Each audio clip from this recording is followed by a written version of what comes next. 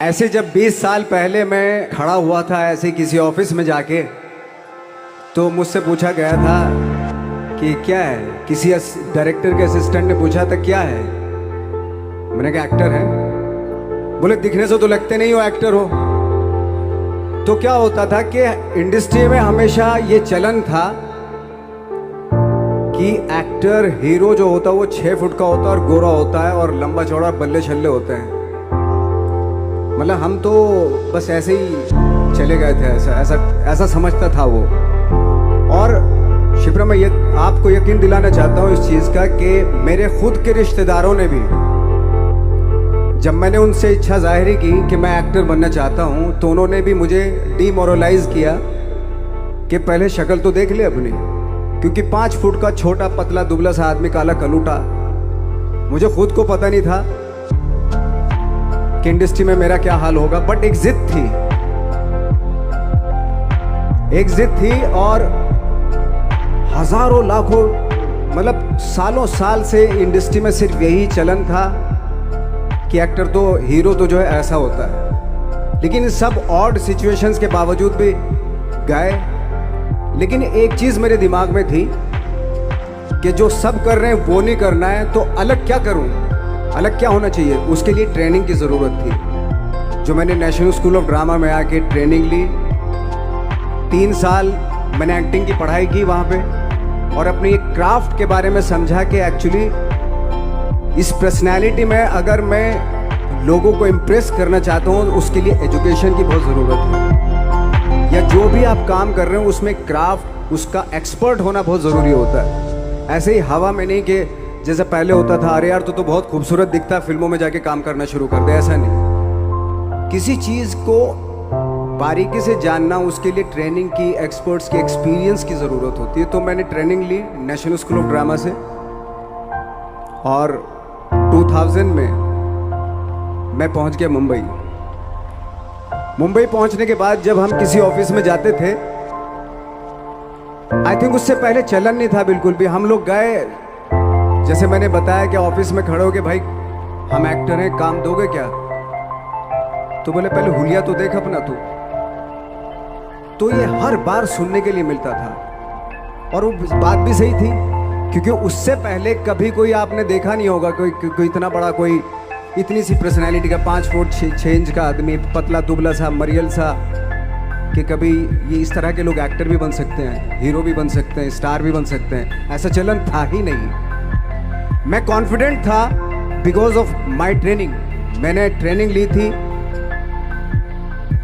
और अपनी क्राफ्ट के बारे में बहुत अच्छे से जानता था मैं, और उस चीज़ का सिर्फ कॉन्फिडेंस था मुझे कि आज नहीं तो कल, कल नहीं तो परसों, या 10 साल या 20 साल या 30 साल के बाद नंबर ज़रूर आएगा मेरा। मैंने कभी भी अपने को टारगेट नहीं किया, टारगेट नहीं दिया मैंने कि अगर 2 साल ट्राई करके देखता हूँ, उसमें अगर हो गया तो ठीक है, वरना कोई दूसरा फील्ड अपना लूँगा। ऐसा कभी नहीं। जिस चीज़ का पैशन होता है, जज्बा होता है, अगर आप दिल से चाह लो ना, तो पूरी दुनिया झुक जाती है उसके ऊपर। उसको पूरा करने के लिए पूरी कायनात एक हो जाती है कि इस आदमी की जिद के लिए, इस आदमी की जिद के आगे झुकना पड़ेगा, और पूरी दुनिया झुकती है आपकी जिद के आगे। लेकिन आपको जिद्दी होना पड़ता है, आपको बहुत सारे सेक्रीफाइस भी करने पड़ते हैं, क्योंकि ये आपने चाहा है।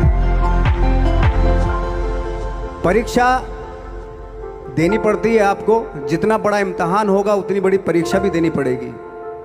आसान काम नहीं है। छोटे छोटे टारगेट बनाएंगे तो छोटों में निपटारा हो जाएगा। हमेशा अपने आप को टारगेट बढ़ा दो। तो उसके लिए हमेशा अपने आप को अनकंफर्ट जोन में डालो, कि जो इम्पॉसिबल है उसको पॉसिबल करने की शिद्दत, पैशन आपके अंदर होना चाहिए, वो हो जाता है। जब हम लोग मुंबई आए तो हमें मालूम था हमारे पास पर्सनैलिटी नहीं है, हमारे पास बैक नहीं है, या हमारे फादर, दादा, परदादा तो फिल्म इंडस्ट्री में है नहीं, हम ही हैं। तो हमें क्या करना चाहिए? इसलिए लोगों के बीच में घुसे रहते थे, आम लोगों के बीच में घुसे रहते थे, उनका एक्सपीरियंस सुनते थे, उनको ऑब्जर्व करते थे। तो आई थिंक मेरे पास 15 साल तक 10-12 साल तक कोई काम नहीं था। जैसे आपने बताया कि बहुत ही 10-10 सेकंड के रोल करके घर में आके बैठ जाता, पूरे साल खाली बैठे रहते थे हम लोग। लेकिन एक चीज़ थी कि लोगों के बीच में रहते थे। लोगों के बीच में रहने से ये एहसास हुआ हमें कि तरह तरह के लोग हैं, लेकिन हमारी इंडस्ट्री में सिर्फ एक ही तरह की एक्टिंग होती है। हजारों करोड़ों लोग हैं इस दुनिया में, लेकिन एक्टिंग सिर्फ एक ही तरीके से होती है हमारे यहाँ। तो मुझे लगा यार ये मैं तो ट्रेन भी हूँ, मुझसे अपनी आर्ट भी आती है और हजारों लोगों को मैं ऑब्जर्व भी कर रहा हूँ। तो ये तो सबसे अच्छा सूत्र है। इससे तो मैं बहुत कुछ कर जाऊंगा। तो जब ये सूत्र पता चला मुझे कि अब मैं ये जो हजारों लोगों को मैंने ऑब्जर्व किया है, अब जब भी मुझे कोई रोल मिलेगा उन्हीं में से वो एक इंसान होगा।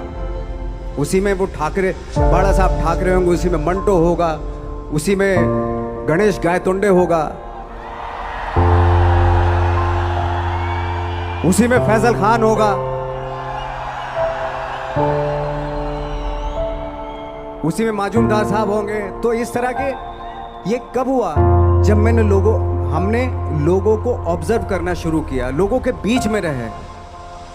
मैं 15 साल के बाद जो मेरी लाइफ थी जिसमें खाने तक को नहीं मिलता था, अब फॉर्चुनेट अपने आप को समझने लगा था कि थैंक गॉड कि मुझे ऐसे लोगों के बीच में मुझे रहने का मौका मिला। तो कभी भी आई थिंक मुझे लगता है कि कभी भी जब आप स्ट्रगल कर रहे होते ना, वो एक मौका होता है आपके पास, वो एक चांस होता है आपके पास कि कैसे उसमें आप अपना ऑब्जर्वेशन, एक्सपीरियंस, जब आपको काम मिलेगा वो उसमें लगाएंगे आप। तो मेरी लाइफ बहुत ही,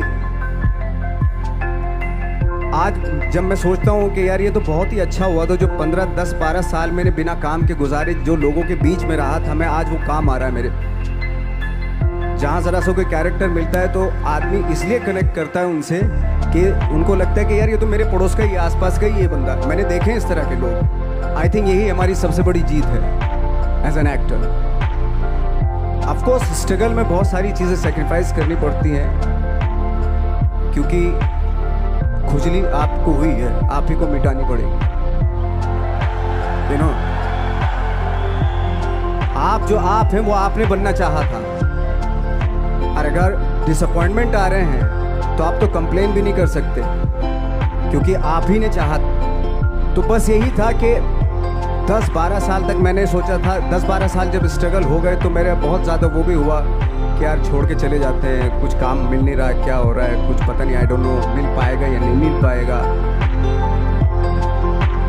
फिर ये होता था कि नहीं, मेरी मदर जो है ना एक लेटर लिखती थी मुझे हमेशा, तब मोबाइल नहीं आए थे, तो मेरी माँ मुझे एक लेटर लिखती थी, उस पर लिखती थी कि लिखने के बाद एक लास्ट में लिखती थी कि 12 साल में कचरे के दिन भी बदलते हैं, तू तो इंसान है, तेरा दिन भी बदलेगा। तो उन सब चीज़ों को देख के कोई एक शेर, कोई एक कोटेशन, कोई इस तरह की जो मोटिवेट करती है, जो लाइन्स आपको, उनका रहना, उन पे बिलीव करना बहुत ज़रूरी होता है, क्योंकि वही चीज़ आपको मोटिवेट करती है आगे बढ़ाने के लिए। और जब ख़राब वक्त होता है आपको वो लाइन्स, वो पोएम्स, वो सारी चीज़ें आपको संबल देती है, मजबूती देती है, ताकत देती है।